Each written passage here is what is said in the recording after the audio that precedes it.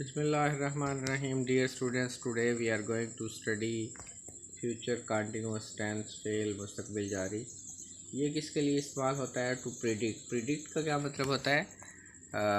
पेश गोई करने के लिए।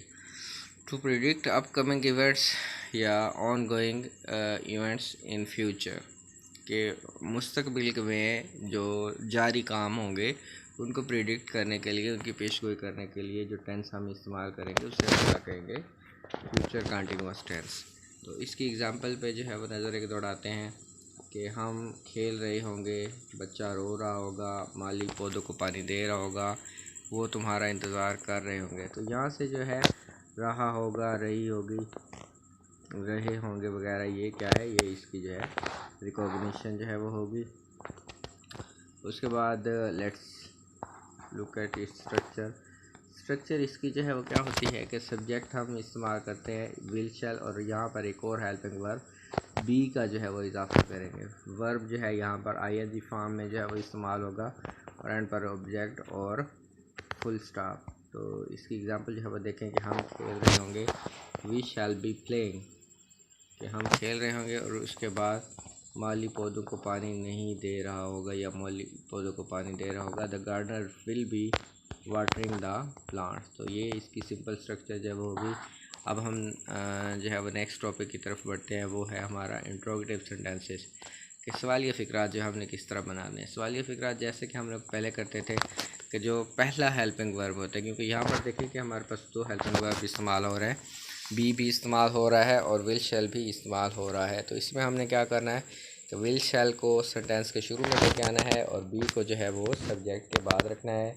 वर्ब की जो है वही आईएनजी फॉर्म ही हमने इस्तेमाल करनी है, ऑब्जेक्ट और एंड पे क्वेश्चन मार्क। तो ये इसकी स्ट्रक्चर जो है वो आप लोग ने जहन में जो है वो रखनी है।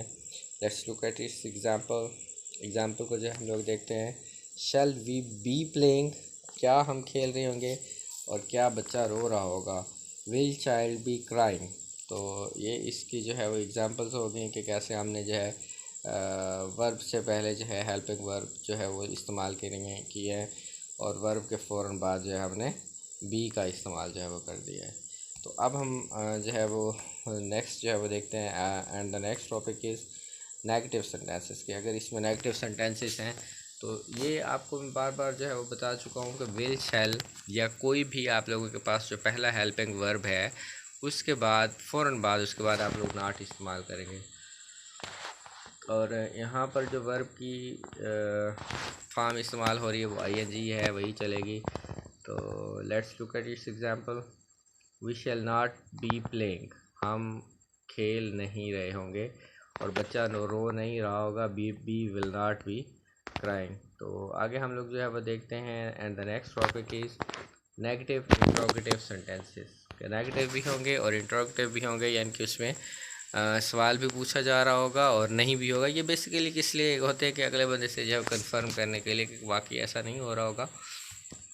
तो लुक एट इट्स एग्जांपल। क्या हम खेल नहीं रहे होंगे, इसकी जो है वो स्ट्रक्चर आप लोग पहले देखें कि विल शैल जो है वो आप शुरू में ले आएंगे और सब्जेक्ट के बाद आप नॉट का जो है वो इस्तेमाल करेंगे। और इसकी पहली एग्जांपल है क्या हम खेल नहीं रहे होंगे।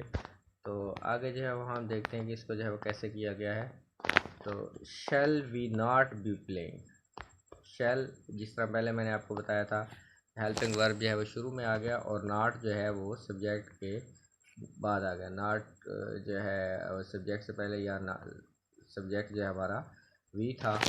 तो क्या बच्चा रो नहीं रहा होगा, will baby not be crying. तो ये हो गया। उसके बाद यहाँ पर भी हमने देखना है कि यूज़ ऑफ इंट्रोगेटिव प्रोनाउन जो है वो कैसे किया गया है, कि इंट्रोगेटिव प्रोनाउन का इस्तेमाल जो है वो कैसे किया गया है। तो इंट्रोगेटिव प्रोनाउन की जो तरतीब हमारे पास है वो यही है, who whose whom how which why when where what. I repeat, who whose whom how which why when where what. अगर आप लोग इसी रिदम में इसी तरतीब के साथ तैयार करते हैं तो ये आपको कभी भी नहीं भूलेंगे और हर जगह पर आप लोगों के साथ रहेंगे।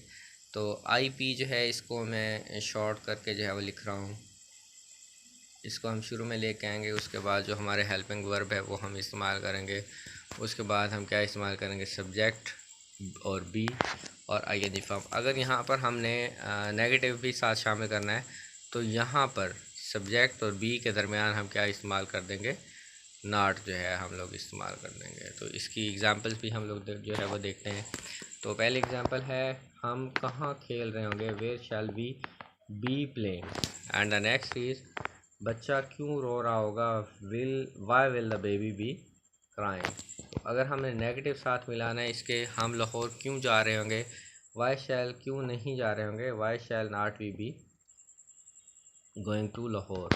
तो उसी तरह से हर टेंस के एंड पे जैसे मैं आप लोगों को बताता होता हूँ कि क्या आप लोगों ने करना है। तो रिमाइंड एंड रिकॉल रिकॉग्निशन के सबसे पहले आपको जो है वो पता हो कि रिकॉग्निशन जो है वो क्या है। रिकॉग्निशन जब आप लोगों के जहन में आ गई तो उसके बाद जो है वो नेक्स्ट स्टेप है कि आप लोग उसमें रिकॉग्नाइज़ करेंगे कि इसमें सब्जेक्ट ऑब्जेक्ट और वर्ब जो है वो क्या है। सब्जेक्ट ऑब्जेक्ट और वर्ब को करने के बाद आप क्या करेंगे कि उसकी स्ट्रक्चर जो है आप लोगों के जहन में जो है वो होनी चाहिए। जब स्ट्रक्चर आपके जहन में आ गई तो आप ट्रांसलेट करते जाएंगे सेंटेंसेस और खुद से बनाते जाएंगे।